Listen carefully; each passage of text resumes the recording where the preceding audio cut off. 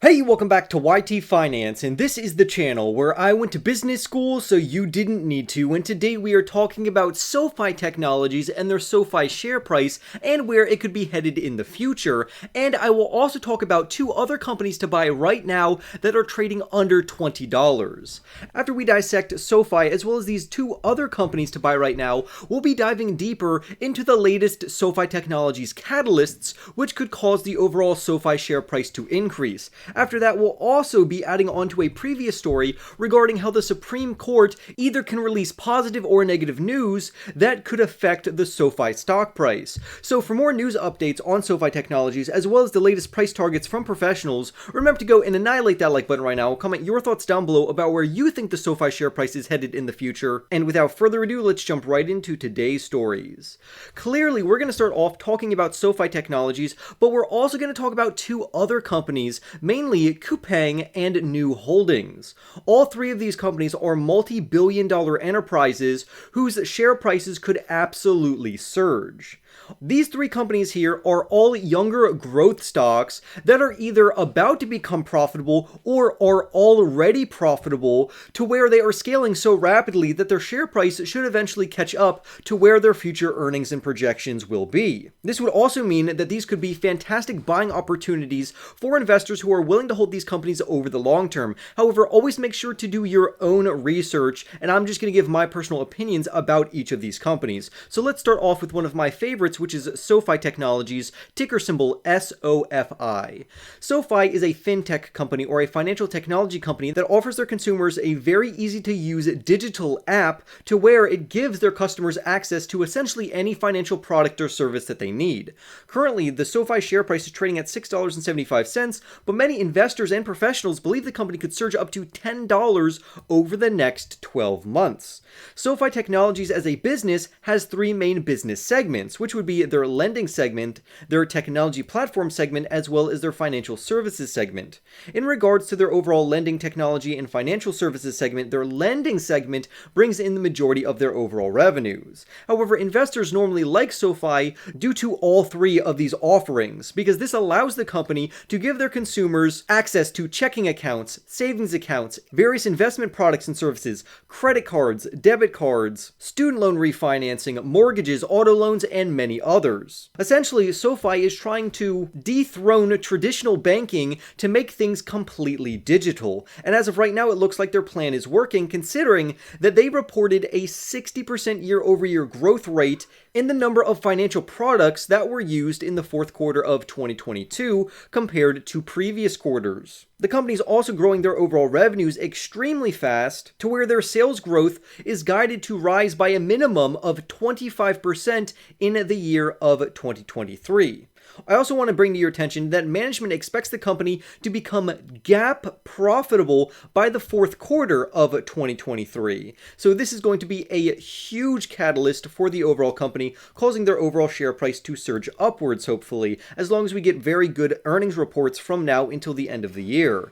So that's why this author believes that SoFi Technologies is a great company to buy and hold forever, especially since they're on the verge of profitability. But remember to make sure to do your own research, and I personally only have around a 4% allocation to this particular company because the majority of my wealth is in ETFs and index funds, and I don't want to overexpose myself or overallocate myself to risky singular growth stocks, but it does look like SoFi Technologies has a great growth trajectory ahead of them. Next up, we're going to talk about Coupang, ticker symbol CPNG. This company currently trades at $14.29, but professionals believe this company could surge up to $22. Coupang recently recorded a GAAP net income margin of 2% and a free cash flow margin of 9% as of the most recent quarter. If you're not already familiar with this company, this is a South Korean e-commerce company that basically operates as the Amazon of South Korea. They offer their WOW membership, so it's very similar to Amazon Prime, and their WOW membership growth grew by 20% up to 11 million members. Their WOW membership is priced at around $50 per year, and it gives their members access to free shippings and returns, same-day grocery delivery, exclusive discounts, and access to Coupang Play, which is one of their streaming video services. But I think the best part about this company is that the company's older cohorts and customers are not only continuously shopping, but they are buying more through this company, to where their spending increased by 4.7 and 3.6 times respectively in 2018 and 2019, which shows that this company is rapidly expanding.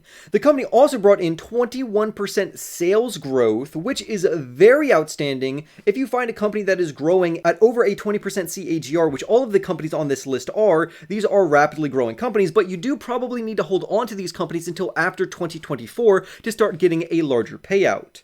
With that being said, Coupang is truly operating as the Amazon of South Korea, and they are being very effective in doing so. They also have ongoing developments in fintech, streaming, logistics, and advertising, which is just going to add to their overall revenue growth. Lastly, we're going to talk about New Holdings, which is a Brazilian-based company, and this company is also owned and backed by Warren Buffett, or at least Berkshire Hathaway, to where Nubank is a rising star in the banking industry. Ticker symbol NU. It's currently trading at just $4.95, but many professionals believe the company could surge in price up to $12.50 by the end of the year. I also, as an honorable mention, would also include ticker symbol MELI, and I won't go into too much detail regarding Meli stock or Mercado Libre, but if you feel like doing your own research, I would highly recommend that you look further into this company. Now, back to New Holdings, we knew that the revenue grew by 112% year over year as of the most recent quarter. So we know from this metric that the company is expanding and gaining new market share, to where now they have 75 million customers. And this bank is still relatively young, but it accounts for 44% of the adult population in Brazil as their own personal customers, to where the vast majority says that Nubank is their primary banking institution. While most younger companies who grow at a sales rate of over 100% tend to be unprofitable, Nubank actually recorded $8 million in net income for quarter 3, which again would represent incredible growth for this overall company. Nubank is just starting to expand internationally, to where they are also infiltrating and have plans to infiltrate Mexico as well as Colombia, to where currently it only has a 3 and 2% respective market share in the markets over in Mexico and Colombia. But over the long term, it seems that Nubank stock makes it a perfectly legitimate investment for investors to buy a cheap stock under $20 to buy and hold until this company shows its true worth. However, with that being said, always make sure to do research on all of these companies and don't overexpose yourself to these companies. Be wise. If you plan to buy all 3 of these companies, I would keep all of them together below a 5% allocation of your portfolio. Maybe a 2% in SoFi Technologies, another 2% of your portfolio in New, and then the last 1% could be in Coupang. However, this is completely up to you, and always make sure to consult your financial advisor. Now let's dive in deeper into SoFi Technologies regarding why professionals believe this company could absolutely pop. The author says that it's baffling how SoFi Technologies, ticker symbol SOFI, isn't heavily favored by Wall Street right now, considering how poised they are for their overall share price to pop. And we also have to consider how cheap SoFi stock is actually trading right now, even though it is debatable, because I do think that the share price could fall lower between the range of $5 to $6. I think that would be an adequate range to acquire more shares of this company. But a Mizuho analyst that we have consulted previously issued a buy rating on this company. On top of that, the billionaire George Soros and his Soros Fund Management Fund also saw a lot of opportunity in SoFi Technologies. So if this author is correct in his bullish thesis, it seems that SoFi investors will enjoy strong growth towards the end of 2023 and beyond. But let's discuss why he thinks this. He goes on to say that time and time again, SoFi Technologies has demonstrated its very innovative technology in regards to products and services. So what has caused the overall share price of SoFi to be beaten down lately? Well, honestly, it's due to macroeconomic factors such as elevated inflation, the Federal Reserve increasing interest rates to get inflation under control, as well as fears over a local or global recession. But I want to tell investors that these are transitory and temporary. It seems that SoFi fundamentally is very liked by millennials as well as other generations, considering that their all-inclusive, easy-to-use app is attracting customers left and right. Not to mention that many analysts like SoFi Technologies for their artificial intelligence. And if you don't know, SoFi Technologies uses artificial intelligence in their underwriting process so they can give customers the lowest rates they could possibly simply handle, while also weighing the risk to reward regarding which members SoFi can give certain rates to for various loan products, which not only benefits the overall consumer but also SoFi Technologies. So it seems that the market doesn't necessarily appreciate how innovative SoFi Technologies truly is regarding their distinctive advantages compared to more traditional banking institutions. Therefore, the author says that it makes sense to take a position in SoFi stock before their share price absolutely pops up and starts to build momentum. Now, I would say we aren't really out of the woods quite yet. Investors should still be careful and cautious, and they need to do their own research while also not overexposing themselves to any singular risky growth company. I can't tell you how many times I completely facepalm when I read comments about people going all in on one stock, or even a single stock making up more than 20% of their portfolio. That is improper risk management, and that's not how you build wealth over the long term. So please be careful. But now let's talk about a catalyst that could send the SoFi share price absolutely surging, and that would have to do with the Supreme Court decisions that are coming up.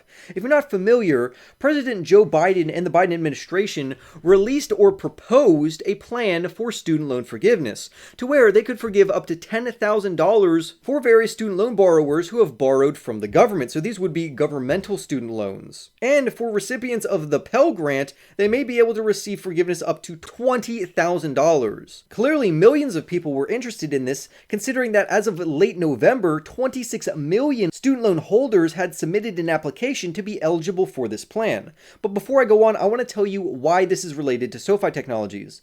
SoFi Technologies is really known for their student loan refinancing, and over the last few years, the student loan moratorium, where people wouldn't have to pay on their student loans and their federal student loans don't accrue interest on top of this student loan forgiveness plan, has hurt investors' outlook on SoFi Technologies, considering that SoFi Technologies brings in the majority of their revenues from their lending segment, and of course, their student loan business is a part of that segment. So now let's go back in, because if this student loan forgiveness plan is demolished by the Supreme Court, this would actually cause SoFi's share price to move upwards in a positive trajectory. So now back to the article. The author says that the courts have prevented the United States Department of Education, also known as the DOE, from implementing this plan. So right now we're at a stalemate, but if the plan is not enacted and the litigation from various lawsuits haven't been settled by June 30th, payments of these federal student loans will resume 60 days after that date. And that's what I'm honing in on, because that could act as a very good catalyst for their overall company.